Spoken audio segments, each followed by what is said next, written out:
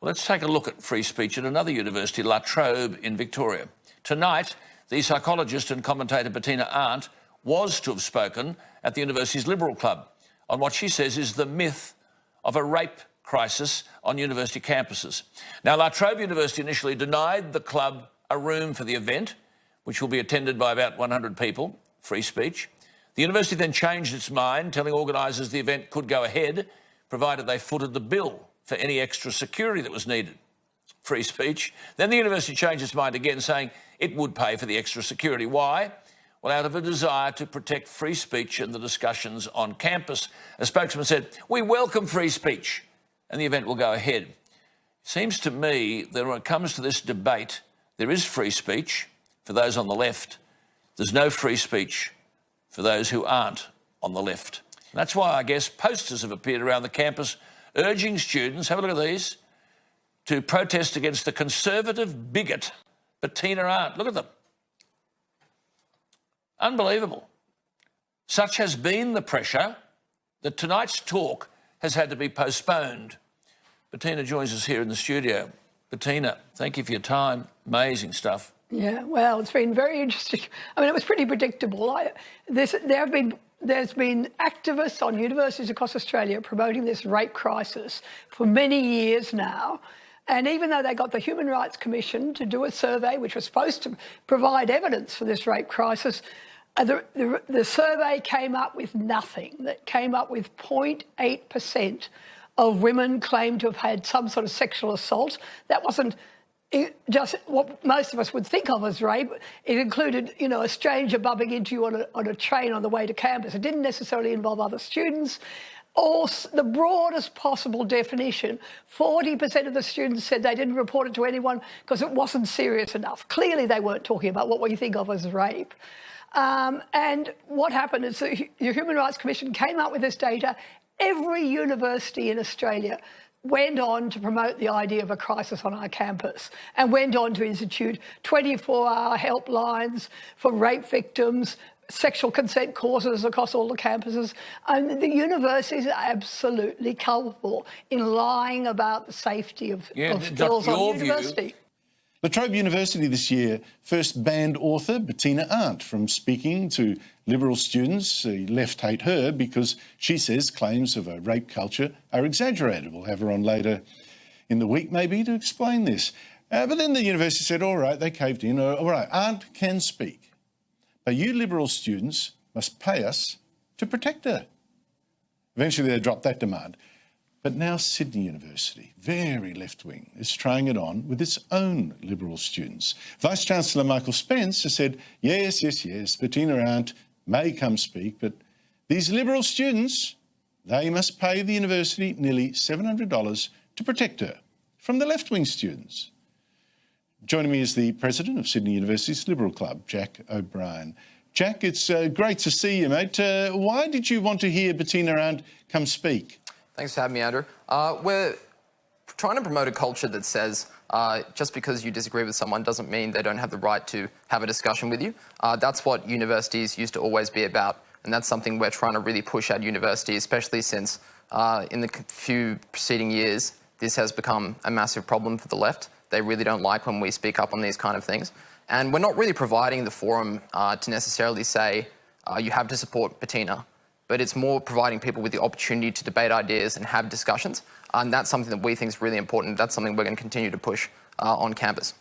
OK, so you want Bettina Arndt to come over because I think her arguments are very interesting. What did the university say? Well, we've been a bit back and forth with the university so far. We've had a bit of a delay when it came to actually getting the venue locked in. And since then, I've personally written a letter to Spence asking him for a waiving of the security costs, as they're quite extreme, and they make it very difficult for us to have an accessible event for a majority of people because we'd have to charge more money. Since I've sent that letter, we've received a response that says, no, we will be charging you for security. And I find it quite bizarre that the university, and especially its administration, who are so happy to support free speech and public comments, are then so willing to block out students with this stopgap of pricing and high prices that they can't afford to come to events. So bring us to yesterday in La Trobe. What happened? Well, I started this tour. I mean, it was supposed to be a couple of weeks ago, and and suddenly La Trobe decided they were banning me. They weren't going to let me speak on campus, and we made a big fuss. And they then backed down. So it ended up happening yesterday. And there were demonstrations against me a few weeks ago, and there was another demonstration yesterday. And these kids were really obnoxious. I went up to the first group of demonstrators and said, "Why don't you come in and listen to what I have to say?" And they stood there like 2 foot away from me with a megaphone screaming at me. It was just extraordinary. And then throughout the whole lecture, we had over about 110 people in that room, and we had security people just based around the room to protect us, I suppose. But they didn't do anything about the noise. The protesters bashed on the glass door throughout the whole 1 hour lecture, screaming, using the megaphones, doing as much as they could. And what was the language like? What was the language like? Oh, pretty horrendous. I've got I've got it up. I've got a little extract up on my Facebook page. Okay. You can hear that? All right, people can go and look for that. You see, if the protesters actually sat down, shut their gobs and listened to what you had to say, they might gain some understanding of where you're coming from, but they don't want to do that, do they? No, of course they don't. And look, the social activists don't want me calling out this. It's a real conspiracy in that the universities are caving into this tiny minority group of feminists, and what they want is the universities to get involved in trying rape cases. Yeah. And I think I might have mentioned to you, Chris, that I was involved last year with a poor guy from a PhD student from Adelaide who was being pursued by a university committee alleging they were investigating a rape allegation.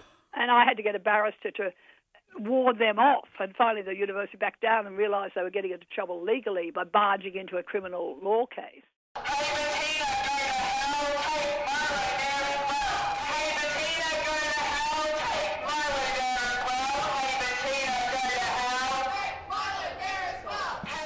Rape is rightly a criminal offence and should be treated very seriously. It's a good thing that everything possible is now being done to protect a woman who's reporting rape from the trauma associated with making that sort of complaint and giving her every chance of a fair hearing.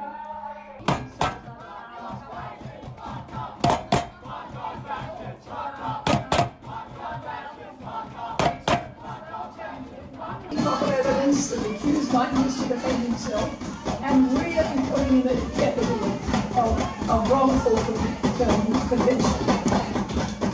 And so in New South Wales now, just recently, they've referred to the New South Wales Law Reform Commission to examine if the enthusiastic consent should be part of the rape. It's 1 in 10 in a university setting, so that includes on campus, in campus accommodation, and at university events.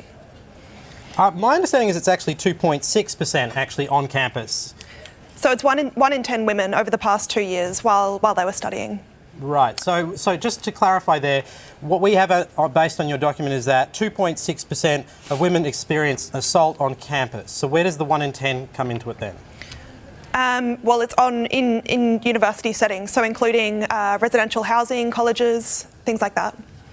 They did speak out and they say most of us had no experience of rape whatsoever. We have this problem with unwanted staring, and fine, let's talk about that, but let's not pretend we've got a rape crisis on our universities. I mean, this is like some emperor's new clothes where no one dares call out the university for still pretending there's some sort of rape crisis when there isn't. All right, Bettina, we've got vice-chancellors across the country totally naked, pretending there's a rape crisis, and we don't want to imagine vice-chancellors totally naked. And with that, Bettina, we are going to have to wrap it up. We don't want to go down that road. Appreciate you taking the time to come and talk about this. We know it's a vexing topic for a lot of people, so thank you so much for taking the time to talk to us this evening. Thank you. You went to the La Trobe University. You didn't get that kind of argument at all, did you? Well, no. I mean, I had originally planned to speak in August, and then La Trobe suddenly announced I wasn't allowed to speak. They banned me, saying that my proposed talk didn't align with the values of the university, which I thought was pretty funny. You know, the values being what? Lying about this particular issue. And, you know, they said that they were promoting a strong campaign against violence on campus and that, I obviously would counter to that, which indeed I am.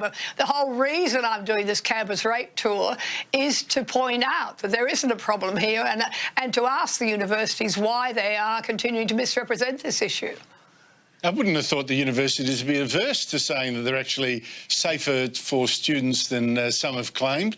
But anyway, look, I saw one of the socialist students that La Trobe interviewed, some chap called Elliot Downs, who claimed, "We're not here to shut her down," referring to you.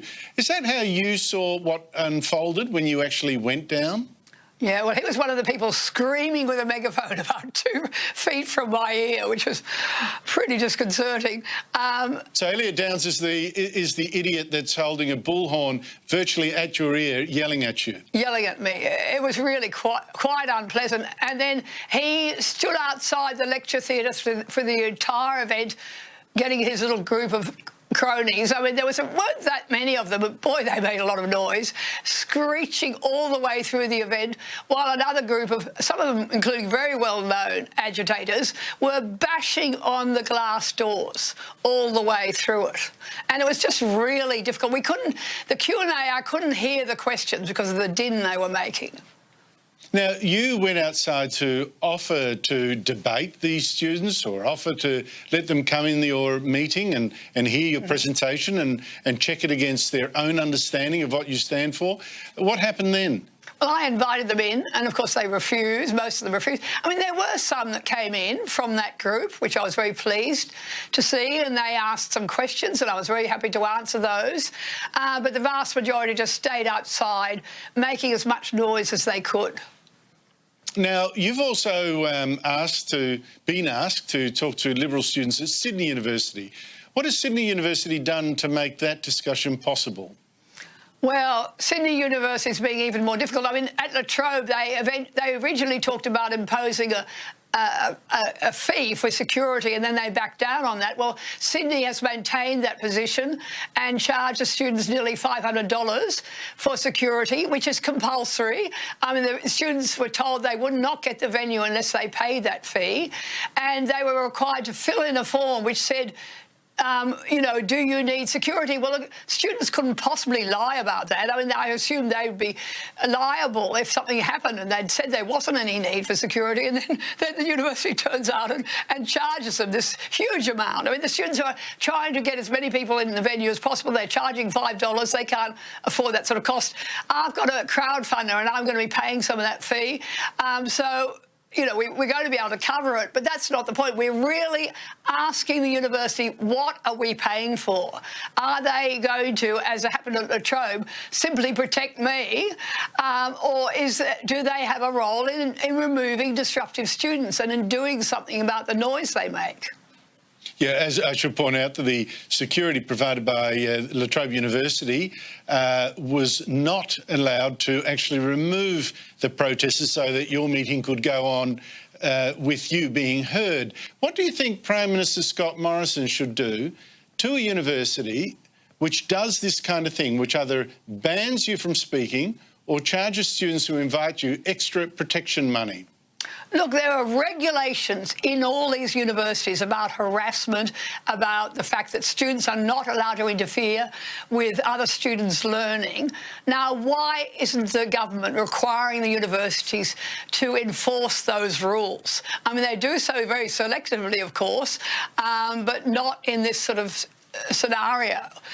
So I think it'd be very useful if the government was to lean on the universities to step up and get real about supporting free speech. I'm interested in looking at who is, for instance, there are a whole lot of corporations who are in partnership with Sydney University, and we're interested in setting up some sort of campaign to put pressure on those corporations to say, why are you getting involved in something which runs against the essence of what a university is all about? Bettina, you're giving a speech tomorrow at Sydney University. Everybody's welcome to come along. I would love some supporters there. Yeah, well, OK. We're going to pay particularly close attention to how Sydney University manages that, and we hope to report back to the audience about how that went. Bettina Arndt, thank you so much for your time. Thank you, Andrew. Bettina Arndt has got to go. Yes means yes. No means no.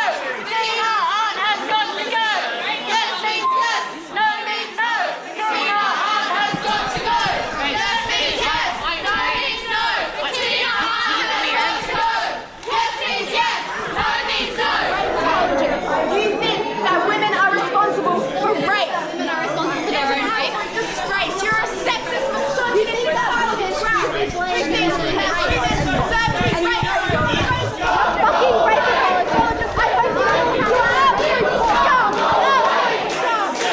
Bettina Arndt, I mentioned this earlier, was speaking last night on the rape crisis myth. I've had letters here this morning. It was she herself wrote and said it was frightening. The security people unable to control the feral mob of protesters who were aggressively trying to push their way into the room where we were. Most of our paid audience were unable to get through the aggro crowd. No means no. Bettina Arndt has got to go. Yes means yes. No means no. Bettina Arndt has got to go. Can he get in from the other end? The only way in. Those who forced their way through were manhandled on the way through. Eventually the security called the riot squad. A huge number turned up, cleared out the protesters. I was able to give my talk, but many people were frightened by the really alarming protesters who became threatening. Now, this is at a university. Now, why wouldn't someone, a leader in Canberra, pick up the phone today and say to this Michael Spence, I need to see you urgently, and if you want to conduct your university in that way, we're not going to be giving taxpayers' money to you. Chris, hello. Oh, good morning, Alan. Yeah. I was at the Bettina Arndt talk last night. The socialist demonstrators were appalling. Their language was disgusting. There was pushing and shoving. The security guys did their very best, and I think most people got into the thing, but there was a lot of aggravation, and the police who arrived did a fantastic job. They cleared the rebel out, and they are a rebel, believe you me. Well, they're on the property of the Sydney University. The Vice-Chancellor is a left-winger, Spence. What would you say to him if you could see him today? Oh, Mr. Spence, you are a dreadful administrator. You do not administer for everybody. You administer for a small, select, ultra-left wing group. You are a disgrace. Good on you. I had a call just repeating from a listener who echoed Chris's sentiments. I went to hear Bettina Arndt speak at Sydney Uni. It was absolutely frightening. There were violent demonstrators, about 20 or 30 of them. They were intimidating, violent, screaming loudly, using whistles and a megaphone. The police had to be called so that people could actually enter the venue. I arrived early and was pushed and jostled. As the time for Bettina to commence speaking drew closer, it got worse. The violent rabble rushed the door. Some large burly men kept them at bay. At one point, one young girl was hit as she came in the door and was in tears. There were a number of young girls inside the room who were so worried and afraid there was only one entrance and one exit, and that was where the monstrous rabble was gathered and created a truly dangerous situation. The administrators of Sydney University should be utterly condemned for allowing this kind of behaviour to take place on the campus of a taxpayer-funded educational institution. It was terrifying. Perhaps the administrators should be replaced because universities appear not to be up to the task of ensuring safety from violent assault on their campus. Well, you've heard what I've said. There's a new Education Minister, Dan T, and I'll be in touch with him. He should be making a call to Spence and say, I'm not telling you how to run your show. What I'm telling you is that taxpayers' money won't be going to your institution while you sponsor this sort of behaviour. Last night, in farcical scenes at the University of Sydney, protesters blocked students from attending a talk by my next guest, Bettina Arndt. The riot squad was called in when students would not move out of a corridor, protesting, trying to stop other students from attending Bettina Arndt's talk. If you haven't seen the photos of the protest, go and have a look on our website, dailytelegraph.com.au. They have to be seen to be believed. Now, Bettina's talk did go ahead, and she spoke about how universities have increasingly become unsafe places for young men, and that is in large part because of things such as, feminist causes and feminist myths, such as the campus rape epidemic. Bettina Arndt joins us on the line now. Hello, Bettina. Hi, Miranda. Thanks for coming on. It's a very scary experience for you last night. What was it like being there in the auditorium? Oh, it was quite frightening, actually. I was very worried, not only for myself, but for the, many young people who were trying to get through to be part of my audience, particularly young women. By the time the demonstrators gathered, we only had about 10 of our audience there with, I think it's something like 90 had paid to come along, and they're all stuck outside trying to get through. And I was about to say manhandled, but maybe we can't even say that anymore. Women handled. Person handled. Some of them were flung against the wall by these protesters. Really? As they were trying to get through. And then it just got worse and worse. We had 6 nice, big, burly security guys trying to protect us, and they were holding them back as they were trying to get into the room where we were. And finally, the security people called the police. And, 20, I don't know how many riot police turned up and just cleared them out.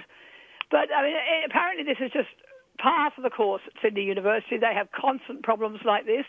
And the security people are just toothless tigers. They know, the students know they have no authority to remove them or to call them out in any way, to take any disciplinary action against them, and that's the problem. At my meetings, I don't advocate for rape, and so I don't generally get a group of progressive protesters coming to my meetings I just advocate free disagreeing speech, on the basis of defending women's rights. Actually, free speech is about having arguments with the likes of Bettina Arndt, and I was exerting my right to free speech. I'll see you at your meeting and we'll see how you go.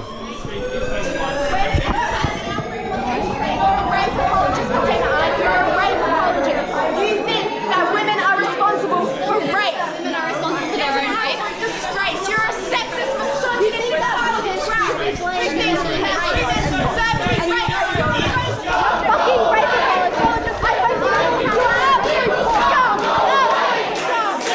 Bettina, you're not going to let these protests deter you, are you? Oh, absolutely not. So no, where are you? We're going to take action against the university for what happened last night. We're getting the names of the key protesters. We're going to ask the university why they don't enforce their code of conduct, which is supposed to protect students from other students harassing them or interfering with their studies. Well, those protesters should be at least suspended. Absolutely. And we're going to try to see if that can happen. And also, I've got talks booked in across the country now. We've got University of Queensland in a few weeks, University of Western Australia, Canberra, ANU. So they're all lining up, and I'm really delighted Fantastic. about this. Good on you, Bettina Arndt. You're doing God's work. Keep it up. Thank you, Miranda. Sorry about my croaky voice. It was a very stressful evening. I'll bet it was. Well, good on you. Very brave, and keep it going. It's really important what you're doing. Thank you.